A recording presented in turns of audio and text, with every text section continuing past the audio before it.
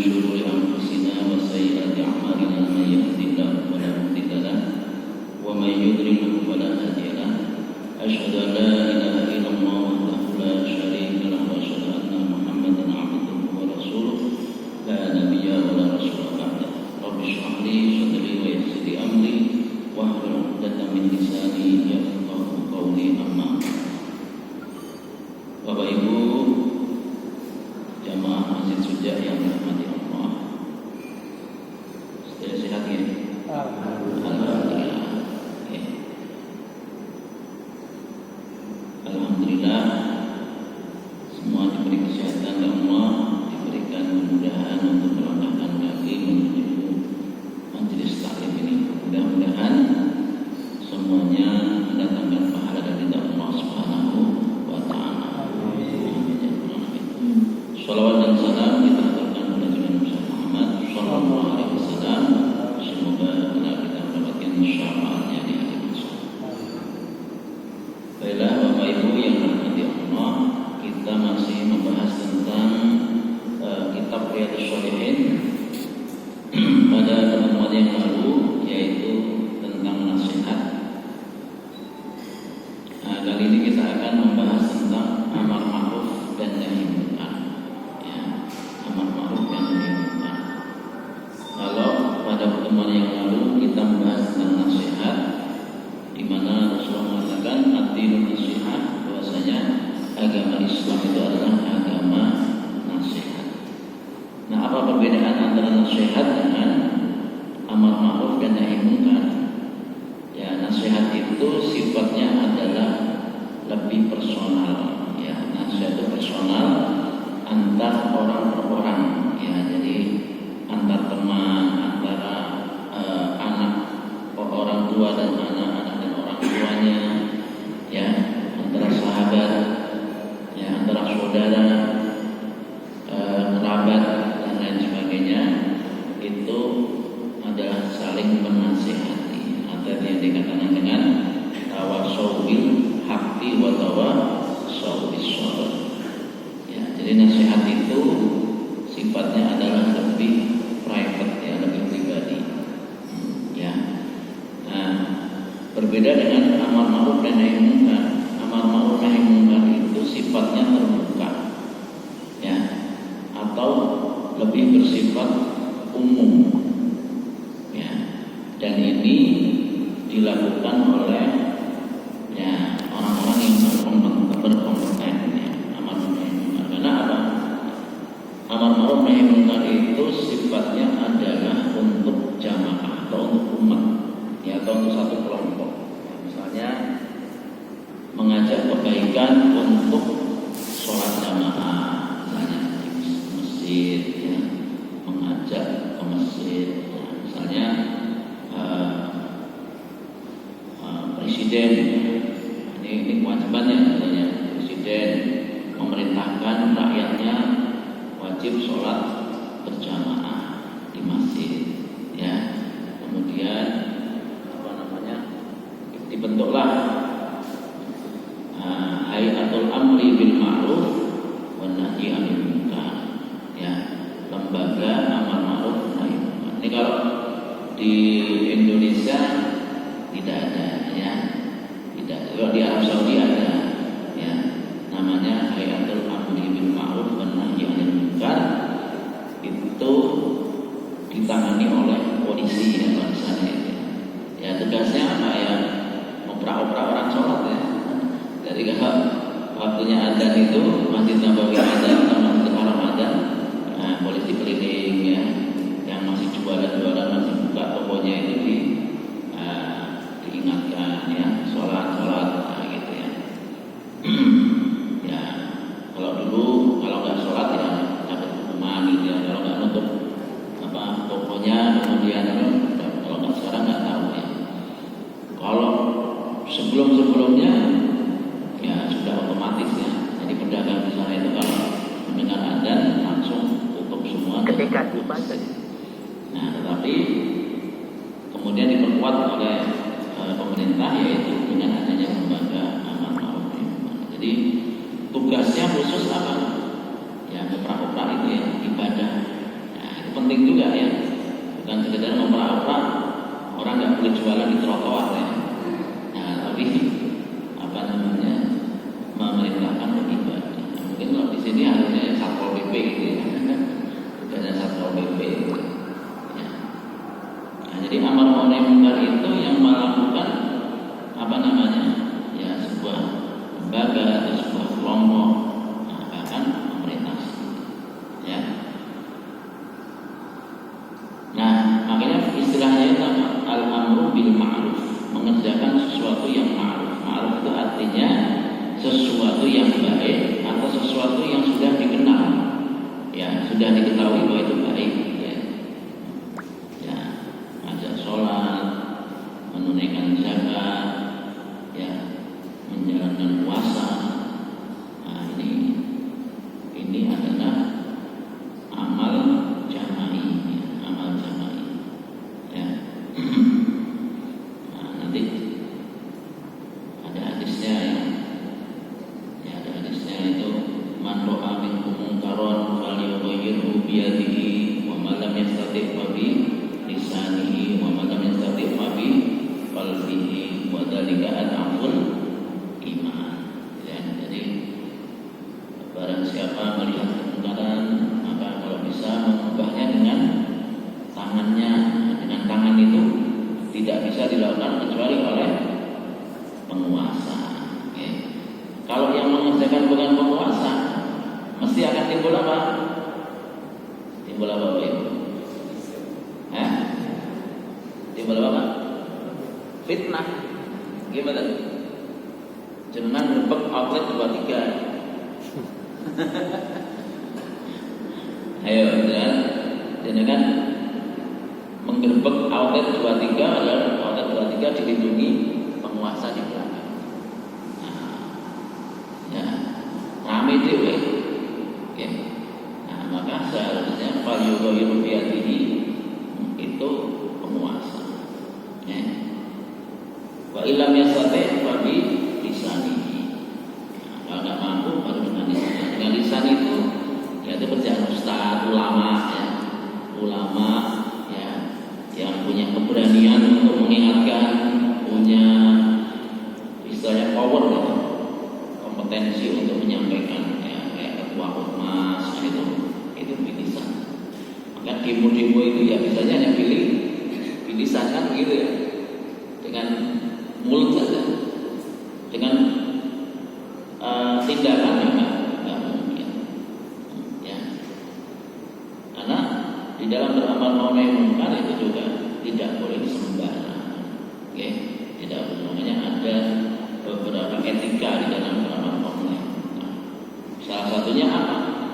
Kalau sekiranya dengan amar ma'ruf nahi munkar itu keadaannya lebih baik, maka dilakukan. Kalau keadaannya tidak lebih baik, ya jangan dilakukan. Misalnya lebih banyak madaratnya, kemudian, nah, makanya bilisan ini ya mereka yang punya apa istilahnya itu umat, ya, para pimpinan ormas, para ustadz, ya, takmir masjid atau siapa, nah, bisa dengan menyampaikan ke pemerintah setempat yang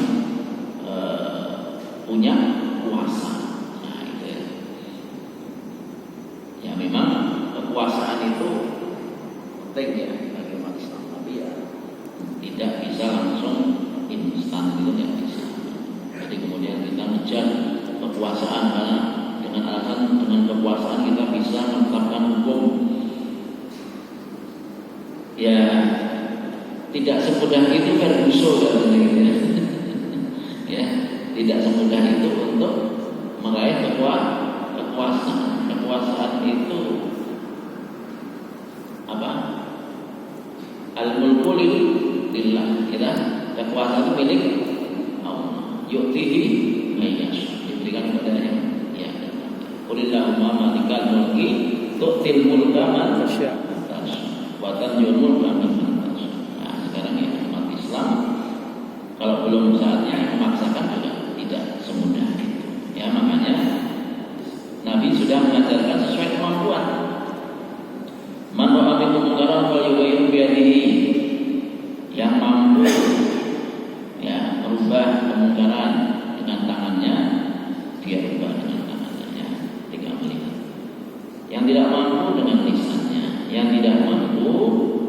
biqalbihi, dengan hatinya. Nah, ini rakyat yang kayak kita ini ya, rakyat awam, rakyat jelata seperti kita ini ya, biqalbihi, dengan hatinya. Maksudnya apa?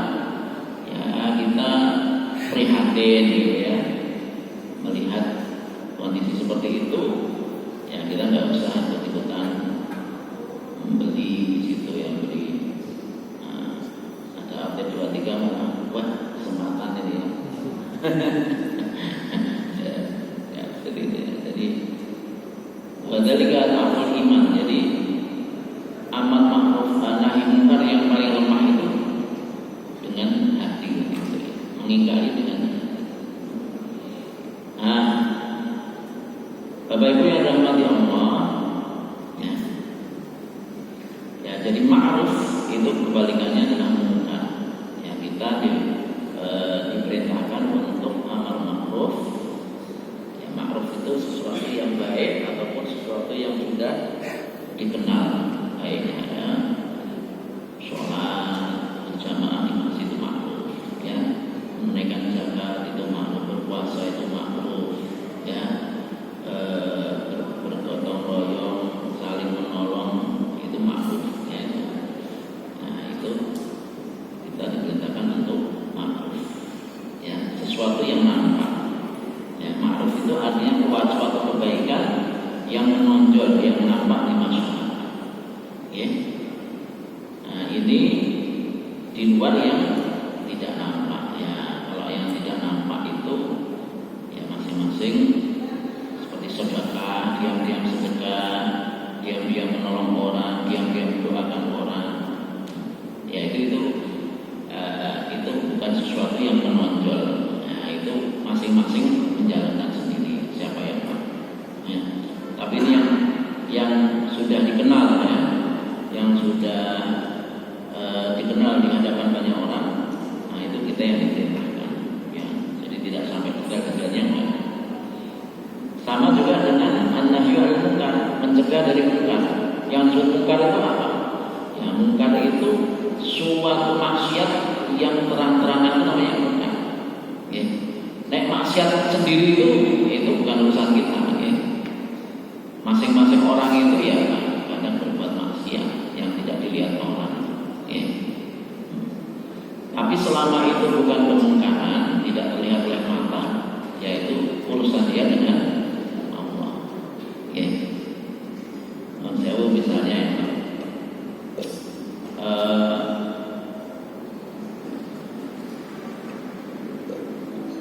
orang minum khamr tapi di rumahnya sendiri misalnya, belinya apa? Online. Kira belinya online. Ya itu bukan urusan kita. Ya, dia beli online dan barang itu sampai ke rumahnya itu urusan kita. Tidak ada diperintahkan untuk memprak-prak dia, kita nggak lihat. Ya, urusan itu. Selama itu nggak kelihatan, kita tidak diperintahkan untuk mencegah melarang. Tapi kalau khamr itu sudah dilegalkan ya, iklannya di mana-mana, kemudian ada tokonya. Nah, itu namanya munkar, itu seperti itu ya. Sama dengan zina. Zina itu kalau orang itu melakukannya sembunyi-sembunyi, ya urusan dia dengan Allah ya, itu tidak termasuk munkar.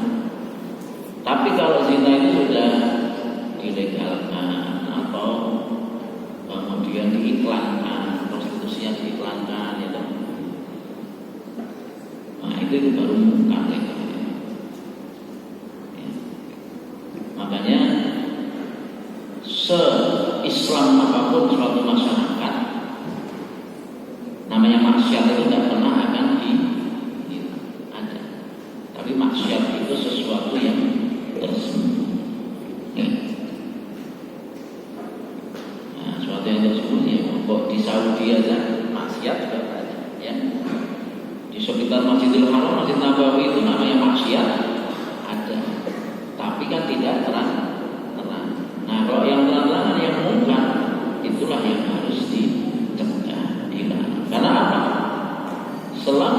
maksiat itu belum jadi kemungkaran, itu urusan dia dengan Allah. Tapi kalau sudah menjadi sebuah kemungkaran yang artinya dilihat orang banyak, kemudian jadi viral, tersebar pada siapapun bisa menyaksikan, bisa menikmati. Nah, itu yang bisa menimbulkan adab, ya, bisa menimbulkan adab dari Allah. Meskipun ya Allah itu tidak akan mengadab umat Islam ini, umat Nabi Muhammad ini secara merata itu. Tapi tempat-tempat tertentu yang di situ ada kemungkaran kok dibiarkan, itu nanti efeknya adalah, akibatnya, impactnya adalah adab Allah akan turun. Ya, itu sebagaimana hadis yang diriwayatkan oleh Abu Bakar, yang dari Abu Bakar meriwayatkan hadis dari Nabi Muhammad SAW. Beliau bersabda, "Innan nasa idza ra'aw munkaran falam yughayyiruhu aw syaqallahu ayyamahum bi'iqabi." Ya.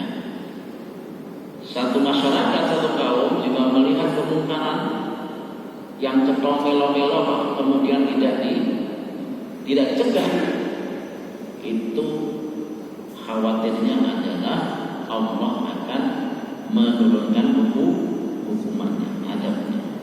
Dan banyak contohnya. Walaupun Indonesia itu tidak misalnya karena banyak kemungkaran, karena banyak itu banyak maksiat misalnya itu, kemudian Allah membinasakan umat itu enggak. Tapi beberapa tempat itu sudah diberikan contoh oleh Allah. Misalnya seperti yang desa di Lekitang gitu ya, Lekitang Banjarnegara ya, yang satu desa, satu kampung itu dalam satu malam hilang ya. Ternyata oleh Allah diberi kue ulang tahun ya, di potongan tumpeng ya. Nah, tumpeng jadi tumpeng gunung gitu, tumpengnya itu dipotong sama Allah, dikasihkan hadiah. Nah, ini tak kei potongan tumpeng sak desa maglek, habis hilang ya. Tahun berapa itu? 50-an ya. Tahun Lekitang gitu ya. Nah, ternyata saat di Indonesia memang di situ itu daerah yang subur, penghasil sayur yang melimpah, tapi ketika mereka panen itu mereka ya foya-foya ya, mengadakan acara-acara yang berbau-bau maksiat gitu ya. Maksiat tapi bareng-bareng ya, semuanya satu desa itu menjalankan semua. Nah, gitu. Dan tidak ada yang berani memperingatkan, maka Allah yang memperingatkan. Gitu ya.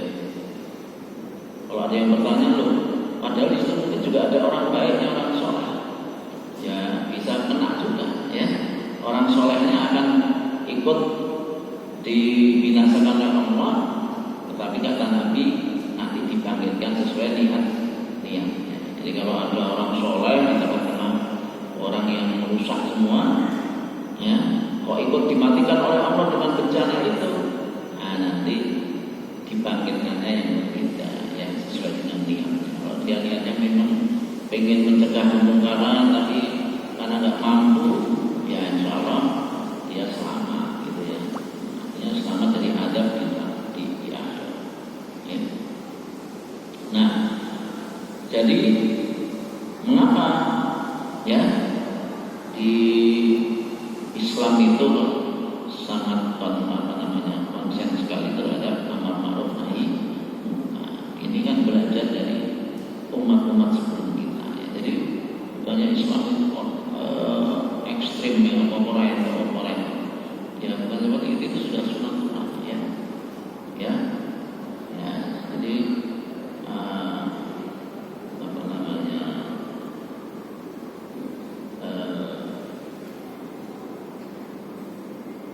dalam surat Ali Imran itu ya, Qul siru fil ardi fanzuru kaifa kana akibatul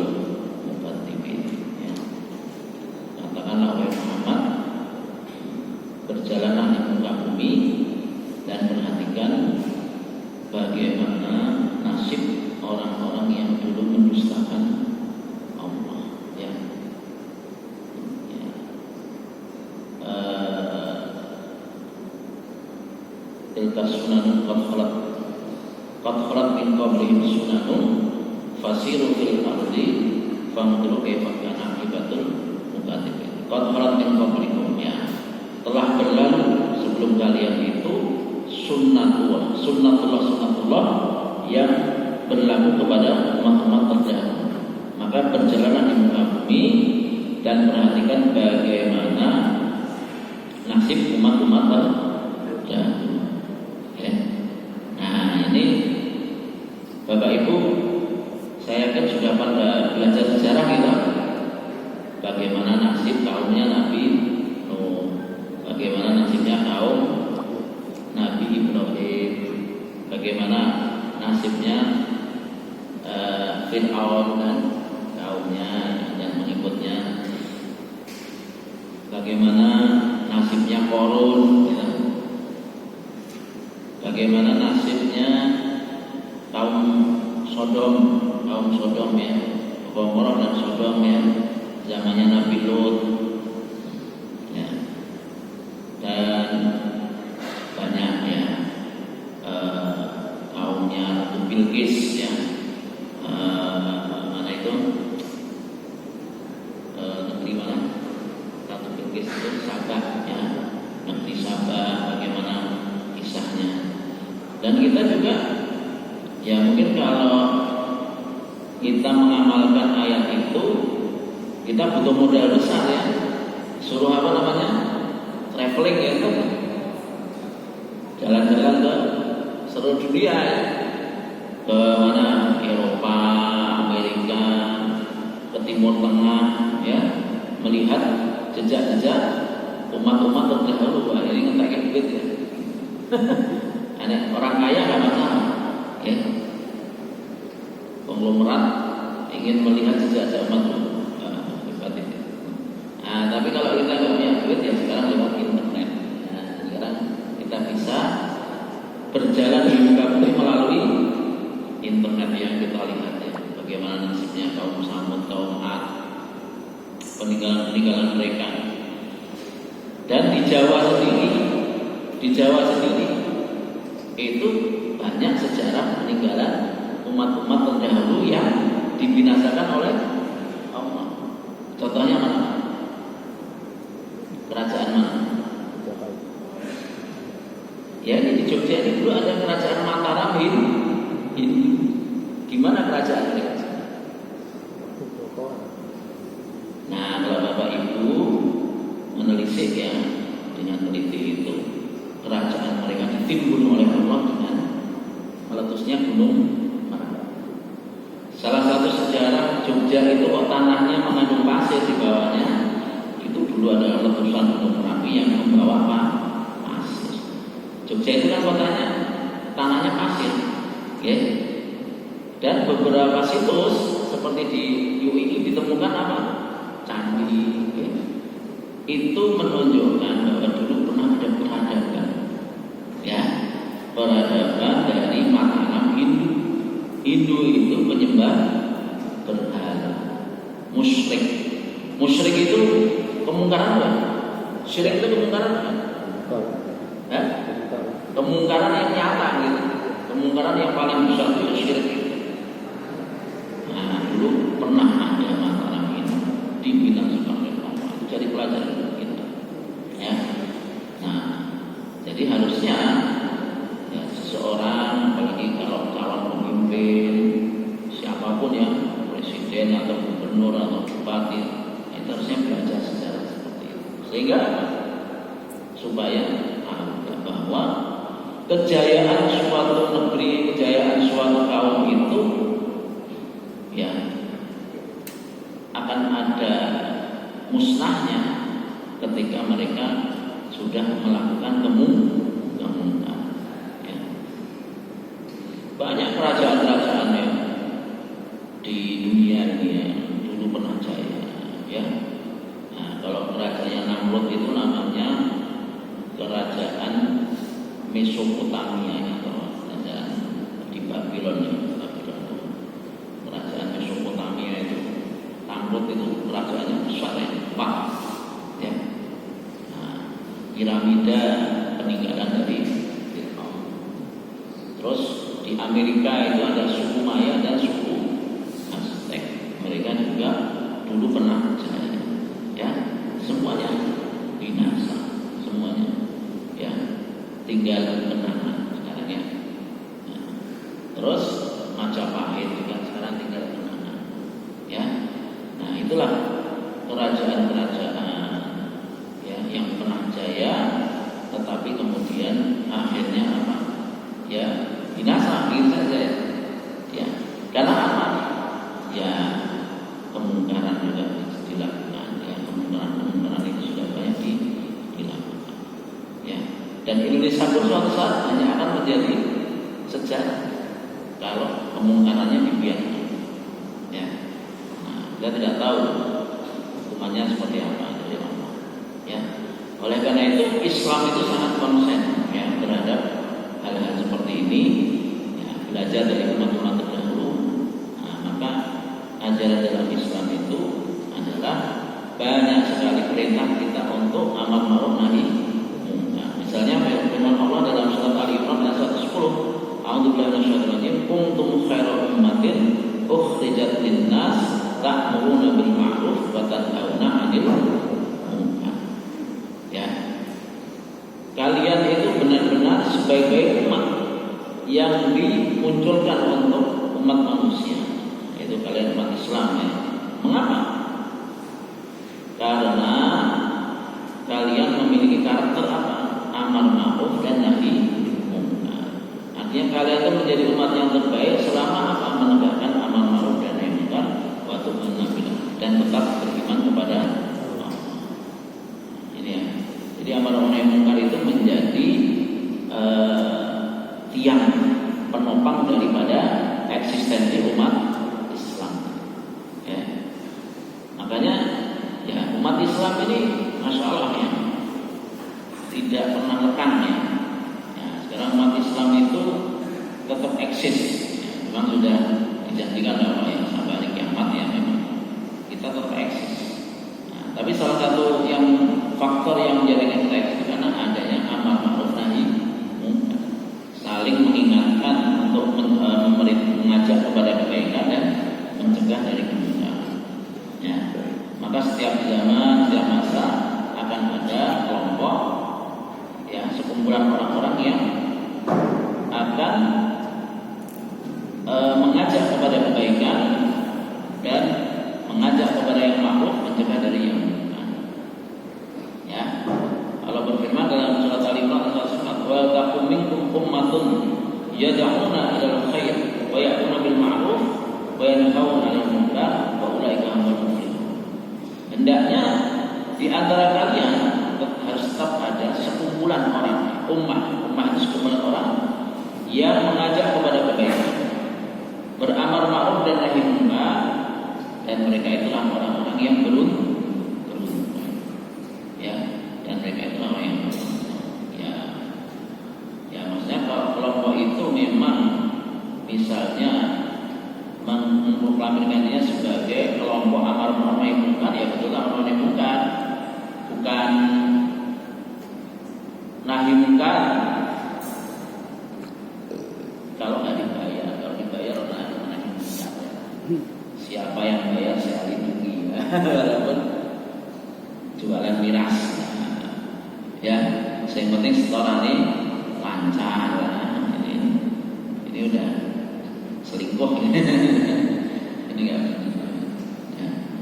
Nah, ini banyak kelompok-kelompok yang mengklaim dirinya kelompok amar ma'ruf nahi munkar, tapi dalam perjalanannya itu ternyata ada udang di balik batu.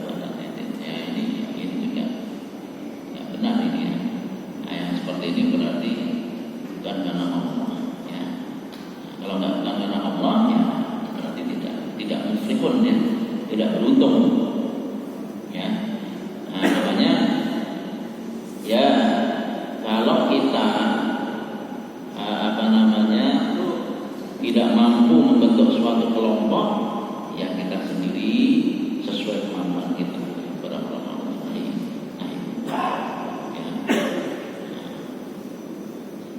Yang jelas bahwa bahwa inilah yang menjaga eksistensi agama Islam ini tetap berdiri sampai hari kiamat, yaitu ketika kita senantiasa berupaya untuk amal ma'ruf. Tapi tadi dengan melihat etika-etika yang ada, ya.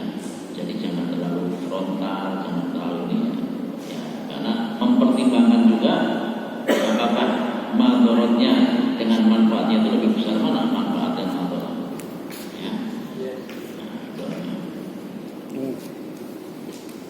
Nah, sama seperti ketika apa namanya, sudah mau maghrib belum? 6 menit. Ya. Dulu ketika Nabi Muhammad SAW masih awal-awal dakwah itu, ya ada di antara sahabat Nabi itu yang berani, ya, menegakkan kebenaran, menyampaikan kebenaran di muka orang kafir. Tapi karena beliau memang orang yang berkompeten dan segani, ya orang-orang pada takut, ya. Seperti siapa? Umar, ya. Umar bin Khattab itu ketika masuk Islam langsung menyampaikan kebenarannya. Nah, siapa yang mau jadi janda istrinya, siapa yang mau jadi yatim anaknya, silakan melawan saya. Nah, enggak ada. Hamzah juga begitu. Tapi kalau bukan orang yang disegani, ya jangan coba-coba. Maka ada seorang sahabat Nabi namanya Abu Dzar Al-Ghifari. Abu Dzar itu masuk Islam, padahal beliau orang luar, ya, orang luar Mekah. Masuk Islam, bersyahadat di hadapan Nabi, langsung keluar di depan Ka'bah menyatakan, saya masuk Islam, asyhadu an la ilaha illallah. Wah, langsung datang orang-orang dianggap ya, habis. Maksudnya itu bengkak semua badannya, ditarik sama Ali bin Abi Thalib. Ya, Anda ini terlalu berani, ya. Anda kan orang luar, orang luar memproklamirkan Islamnya di depan Quraisy. Ya bahaya ini, ya, enggak semua badannya, ya. Nah, kok Abu Dzar dianggepi, Umar tidak ada yang anggepi. Nah, itulah ya. Jadi setiap orang itu berbeda. Jangan kita menyamakan diri kita, ya. Wah, aku ya wani, kowe wani, wong kaya kowe wani enggak. Musuhnya lebih berani, habis. Tapi ada orang yang memang disegani, siapapun takut. Makanya tidak bisa. Inilah cara orang tua, yaitu harus menggunakan strategi juga. Oke. Demikian yang bisa kami sampaikan.